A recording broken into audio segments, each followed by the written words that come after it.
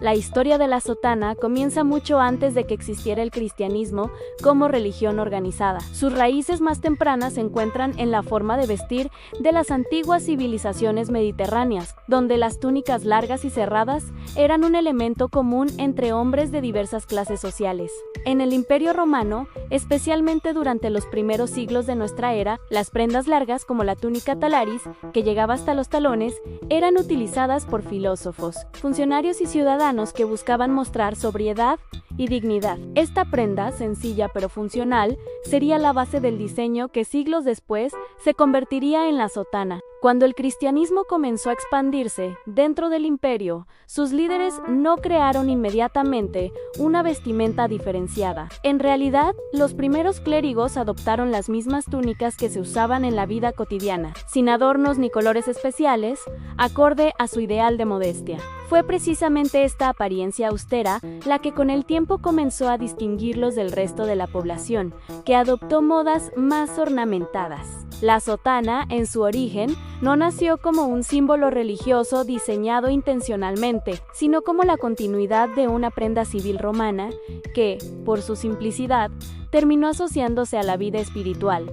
Con la caída del Imperio Romano y el inicio de la Edad Media, la sotana comenzó a transformarse lentamente en un distintivo clerical, a medida que la moda civil evolucionó hacia prendas más cortas, ajustadas y decoradas. El clero decidió mantener la túnica larga como símbolo de continuidad, humildad y separación del mundo secular. Este contraste visual marcó uno de los primeros pasos hacia la identidad estética propia de los religiosos. La túnica talaris romana empezó a adquirir un carácter institucional, convirtiéndose en una prenda asociada al comportamiento moral y al compromiso espiritual. Durante los siglos IX al XII, la Iglesia buscó reforzar su autoridad y unidad, por lo que surgió la necesidad de regular la vestimenta del clero. Los concilios y sínodos comenzaron a establecer normas que exigían sobriedad, colores discretos y telas que no llamaran la atención. Fue en este periodo cuando la túnica larga se transformó oficialmente en una prenda clerical reconocida,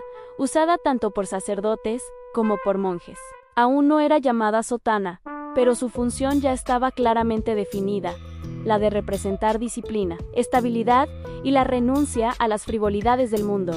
Entre los siglos XIII y XV, la Iglesia comenzó a estructurar con más claridad la jerarquía eclesiástica, y con ello también buscó uniformar las prendas asociadas a cada rango. En este periodo, la antigua túnica talaris se fue ajustando progresivamente al cuerpo, añadió botones frontales y adquirió la forma alargada y vertical que hoy identificamos como sotana. Fue también durante esta etapa cuando el término sotana empezó a aparecer en documentos italianos, originalmente para referirse a una prenda interior larga, pero que más tarde se adaptó para designar la vestimenta exterior de los clérigos. Con el tiempo, este vocablo evolucionaría hasta convertirse en el sotana que conocemos en español. Durante este mismo periodo, el uso de la sotana se volvió obligatorio para la mayoría del clero secular en sus labores diarias. El color oscuro, especialmente el negro, comenzó a imponerse como símbolo de modestia, renuncia y discreción. Los botones,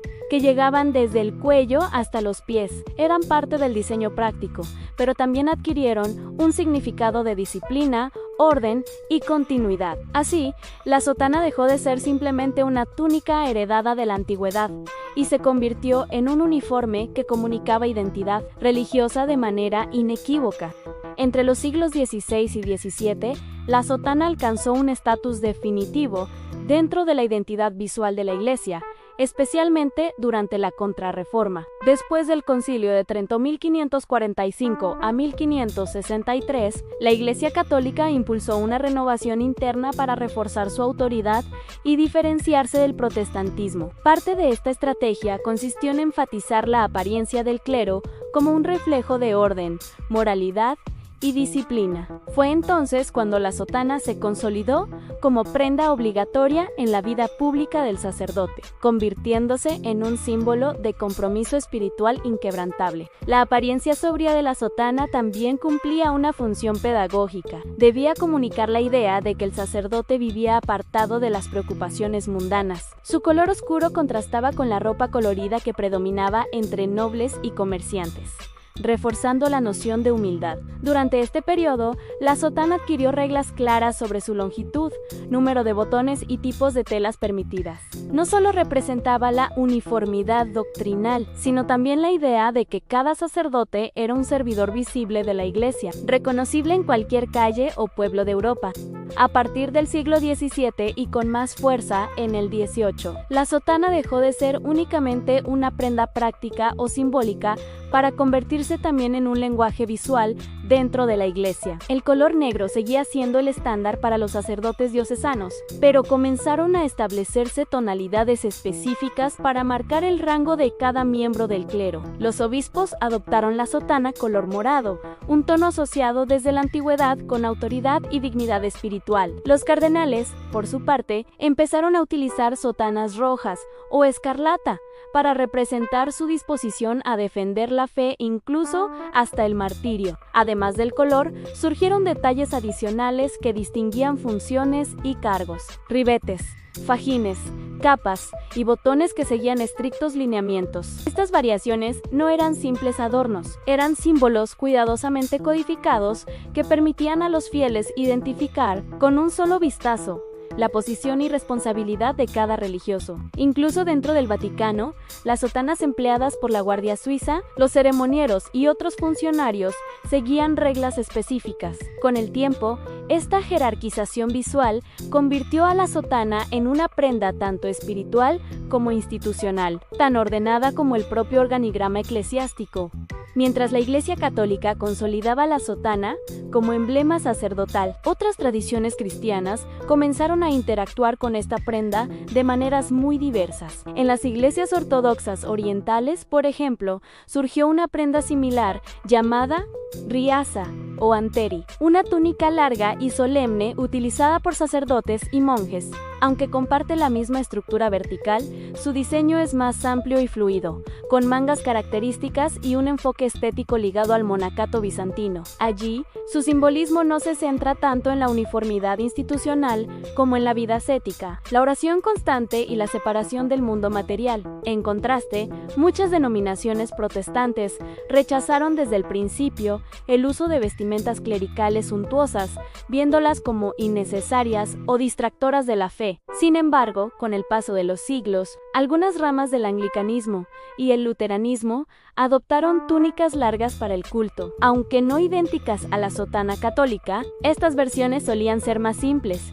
sin códigos estrictos de color ni botones, reflejando su énfasis en la sobriedad. En América, especialmente en comunidades protestantes del siglo XIX, también aparecieron túnicas negras usadas por predicadores itinerantes, pero más por practicidad que por simbolismo. Así, mientras la sotana católica continuaba evolucionando con rigidez doctrinal, fuera de Roma surgieron interpretaciones más flexibles, cada una con su propio significado espiritual e histórico. A lo largo de los siglos XVIII y XIX, la sotana dejó de ser solo un símbolo religioso para convertirse también en una prenda profundamente ligada a la vida diaria del sacerdote. Al ser utilizada prácticamente todo el día, la sotana tenía funciones prácticas que hoy resultan menos evidentes. Su longitud protegía al clérigo del frío en templos de piedra, mientras que los numerosos botones, tradicionalmente 33, permitían ajustar la prenda al cuerpo sin perder movilidad. Muchos sacerdotes incluían bolsillos ocultos entre las costuras para llevar libros pequeños, rosarios, documentos o incluso herramientas sencillas para las tareas parroquiales. Socialmente, la sotana también actuaba como un recordatorio constante de la función del sacerdote dentro de la comunidad. En pueblos pequeños, su presencia hacía que el religioso fuese una figura fácilmente reconocible, lo que fomentaba la cercanía con los fieles. En las grandes ciudades, en cambio, la sotana marcaba un contraste con la moda burguesa, recordando que quien la vestía vivía bajo un compromiso diferente al del resto de la sociedad. Para muchos creyentes, ver una sotana caminando por la calle representaba una invitación silenciosa a la oración, a la reflexión o a la búsqueda de consejo espiritual. Así, más allá de su formalidad, la sotana se convirtió en un puente entre el clero y la comunidad. Con la llegada del siglo XX, la sotana enfrentó uno de los cambios más profundos de su historia. La modernización de la sociedad, el surgimiento de nuevas dinámicas urbanas y la creciente movilidad del clero hicieron que la prenda empezara a percibirse como poco práctica para ciertas actividades. Aunque seguía siendo el atuendo oficial, muchos sacerdotes comenzaron a alternarla con ropa clerical más ligera, especialmente durante viajes, tareas sociales o trabajo pastoral en zonas rurales. El cambio, sin embargo, se aceleraría drásticamente con el Concilio Vaticano II, celebrado entre 1962 y 1965. El concilio no prohibió el uso de la sotana, pero sí permitió oficialmente que el clero utilizara camisetas o trajes negros con cuello clerical, el famoso alzacuello para actividades cotidianas. La idea era facilitar la integración del sacerdote en un mundo moderno sin perder su identidad visual. Este permiso transformó la sotana de prenda diaria, pasó en muchos lugares a convertirse en vestimenta litúrgica, ceremonial o simplemente tradicional. En algunas regiones, como América Latina, su uso disminuyó notablemente. En otras, como ciertos sectores de Europa del Este y África, se mantuvo como símbolo de autoridad espiritual. Así, la sotana no desapareció, pero su presencia en la vida diaria del clero cambió para adaptarse a un mundo en constante evolución.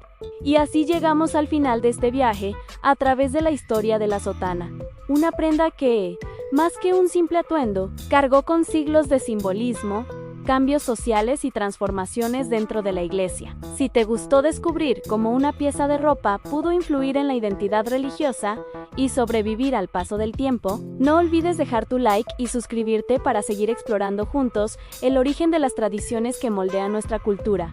Gracias por acompañarme en este recorrido. En este canal seguimos desenterrando historias curiosas, sorprendentes y muchas veces mucho más profundas de lo que parecen. Nos vemos en el próximo video, donde otra tradición, objeto o idea del pasado te revelará un secreto inesperado. ¡Hasta la próxima!